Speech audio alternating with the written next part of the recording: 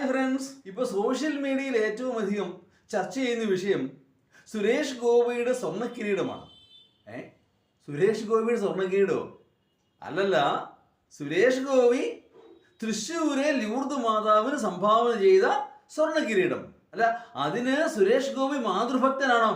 ഏയ്, അദ്ദേഹം ഇനിയൊരു ജന്മമുണ്ടെങ്കിൽ ബ്രാഹ്മണനായി ജനിക്കണമെന്നും അങ്ങനെ ബ്രാഹ്മണനായി ജനിച്ചിട്ട് ശ്രീ അയ്യപ്പ സ്വാമിക്ക് സേവനം ചെയ്യണമെന്നും പാദശുശ്രൂഷ ചെയ്യണമെന്നും കരുതി തപം ചെയ്തിരിക്കുന്ന ആളാണ് സുരേഷ് ഗോപി. അപ്പോൾ പിന്നെ തൃശ്ശൂര് ആ കിരീടം കൊടുത്തതോ? അത് ഓട്ടോ. തൃശ്ശൂര് ഇലക്ഷൻ നിൽക്കുമ്പോൾ തൃശ്ശൂരെ ജനങ്ങൾ, പ്രത്യേകിച്ചും ക്രിസ്ത്യാനികൾ വോട്ട് ചെയ്യണമെങ്കിൽ അവിടുത്തെ പള്ളി സംഭാവന ചെയ്യണം. അതിനുള്ള തന്ത്രമല്ലേ അത്? അല്ലെങ്കിൽ പിന്നെ അദ്ദേഹത്തിൻ്റെ നാട്ടിൽ ദേവാലയങ്ങളില്ലാഞ്ഞിട്ടാണോ? അവിടെ മാതാവില്ലാഞ്ഞിട്ടാണോ?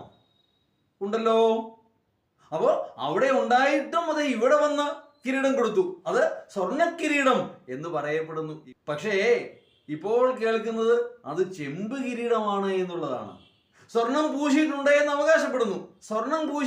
അവകാശപ്പെടുന്ന ചെമ്പ് കിരീടം കൊടുക്കാൻ അദ്ദേഹത്തോടാരും ആവശ്യപ്പെട്ടോ? ഇല്ല, അദ്ദേഹം സ്വയമേ ചെയ്തതാണ്.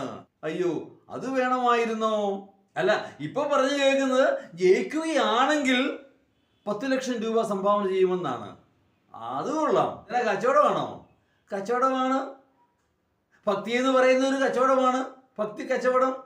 എനിക്ക് ഇന്ന കാര്യങ്ങൾ തരുകയാണെങ്കിൽ ദൈവമേ, ഞാൻ ഇന്നത് തന്നേക്കാം. തന്നില്ലെങ്കിലോ? തന്നില്ല ചെയ്ത് വിളിക്കും. ജയിക്കുകയാണെങ്കിൽ 10 ലക്ഷം, ജയിച്ചില്ലെങ്കിൽ അവിടെ വന്നിട്ട് പറയും, ഞാൻ ഇതൊക്കെ തന്നതാണ്, എന്നിട്ടും എന്നെ ജയിപ്പിച്ചില്ല. എന്തെല്ലാം നാടകങ്ങൾ! നാടകമേ ഉലകം.